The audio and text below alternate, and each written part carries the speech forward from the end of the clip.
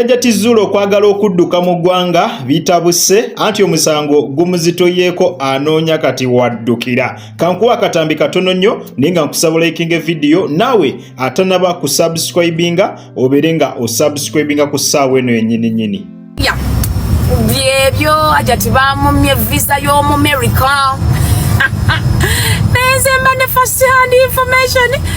Ate nze muntu by the way considerate nyonyonyonyonyoze nina olugambo lwe bampa ku bantu nengamba olosigenda ddukola kati we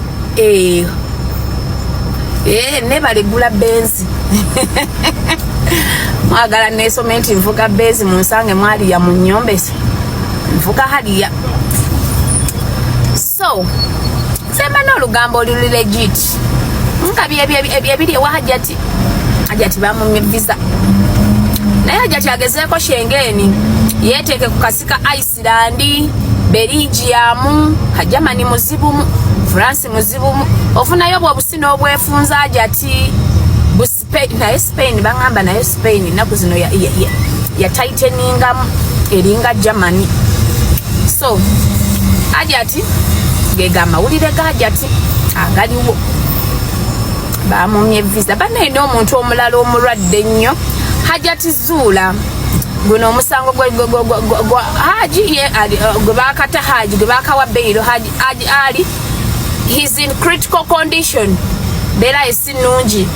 Ajati yesterday abadde ayagala genda mu America yasabye visa nagwa interview n'emulema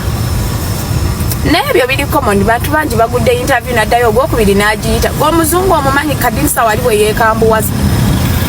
So Ajati bw'aba ayagala kubomba agezeeko Schengen countries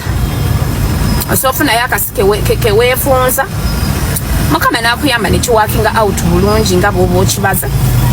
n'ofuna visa. So byebyo ebya Ajati Haji wa Zula mulwadde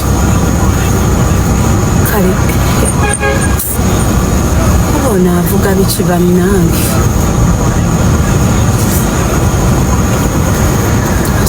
online sigenda kusobola kuwasiwasi oba alagawa banaye mbadde mbagamba Ajati ono Haji Mwezira Haji Ali he's sick dala no ge mawule genakafuna era ababadde bategese Tiffany mukwano Tiffany ziddeyo no food atyo kubadde badde duwa yabadde ategese duwa naye tubadde tubasaba Tiffany musoke muzizeeko ewaka mmere teriyo Haji yalwadde till further notice. Televo mulungi andaba okyali ku mukutu gwa Jika Media nenkusaba n'obwewombeefu olayikinge video nawe atanaba ku subscribinga ogene maaso oberenga o subscribinga ku mukutu guno gwennyini ogwa Jika Media. Nsonga tukyali muza Ajati Zula ne Haji Ali kubazo zikyakwatidde ddala wansi ne waggulu. Kakati agaliwo oye mukyala Jeni Namukasa gwova okulaba mu katambi olunaku olweggulo yavuddeyo n'ategeeza nga Ajati Zula bwe bamumye visa ya America mbwe yateekayo application ya visa ya America naye ono visa ne babeera nga mwanatu bagimumma. Kigendererwa ki ekyagala okumufunyisa visa waliwo bibadde bigambibwa nti ono alina pulaani oba enteekateeka ez'okulabika nga mwanatu adduka mu ggwanga oluvannyuma wekiri nti ensi yonna emukyukidde abantu bonna bamukyukidde bamutabukidde ate nga n'omusango essuubi ly'oggwangula lya Ajati Zula oggwangula nalyo ssuubi teririiwo era ssuubi tonotono kakati n'asalawo oba abule bubuzi agende naye nga yo visa okusinziira ku updates ze tulina nti bagimumye. Ne mukimanyi nti abantu abafulumya information eno bebo abali ku lusegere olwa Ajati Zula wakati gwe weewuunya omukyalo oyo Namukasa gye yabijje era kitegeeza yabijje mu bantu aba ajatizula bennyini mikwano gy'enfanfe bakina Nalongo Kitone bakina Fifi da Queen eyo information mwaba yagijje information ebira ya munda nnyo eba ya munda nnyo ekitegeeza nti yagijje ku lusegere kati awo tugamba ajatizula nti abantu abamuli okumpi abo tebamwagaliza tetuba bakyamu olaba bamukolako n'olugambo information bwetyo n'eriikinga awo nno abalina okutunulamu abo bayita mikwano gye balowooza nti bali mu mubeererawo kumbe bali mu kumulabisa bulabisa nenga embeera yo bwetyo bweri saidi zeyo wabula n'amalala era getulinawo embeera ya Haji Ali nga bw'owulidde si nnungi wadde yadde n'omulundi n'ogumu okuva lwe yaviira ddala mu kkomera kigambibwa nti obulamu bwe tebwaddamu kubeera kyekimu mulwadde era nga munnange ali mu kubeera nga afuna treatment so timu Haji omusajja mmuteeke mu ssaala omusajja mumusabireko asobole okubeera nga mwanatu asuuka bulungi obulamu buddewo nga we bwali nga bwe mumanye komera linyigamu era abasinga okuva mu komera batera okuvaayo n'obulwadde obw'enjawulo abasingira ddala okuva mu komera bavaayo n'obulwadde obw'enjawulo naye katusabire Haji Ali asobole okubeera nga mwanatu aterera nga mukimanyi yensonga eyasazisaamu n'omukolo ogwali gulina okugenda maaso okubeera nga guyozaayoza Haji Ali okubanga yafunye beyiri ensonga enkulu yagusazisaamu era yali yakubeera nga Haji Ali yali mulwadde kankongereko n'akatambi n'oluvannyuma tweyongere maaso. Dr. Jose Chameleone mulwadde nno ddala omuyimbi waffe era tomorrow inshallah bwe naava mu njala ku makya ngenda genda mu ddwaliro mulabeko waliwo ampadde amawulire mbu alina problems n'amawugwe yes amawugwe ge manafumu era bamutadde aliko oxygen obwo buvidiyo bwe mulabye tebubadde bwa leero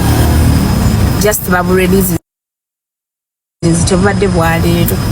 those videos that are trending on social media tezibadde za leero so basweet ebyo ebya Chameleone si za leero ezo video ali mu ddwaliro era ali ku oxygen alina problem mu kussa lungs ze that not functioning well tezikola bulungi oba lwero oluzungu olutuufu oba oluganda olutuufu so mumusabire mama jamu omuyitirivu n'avaawo zinessa mumusabire atereere addemu atukube omubagi bannange kino mbadde saagala kyogera naye mumpaliriza okwogera olugambo ku muntu omulwadde Chameleone abadde akozesa nnyo sigala kuba bagamba nti gundi nafu amawugwe ge manafu kati tasobola kusanga tali ku oxygen ate abadde akozesa nnyo sigala ebintu bwebityo sigamba nti byebimulwaziza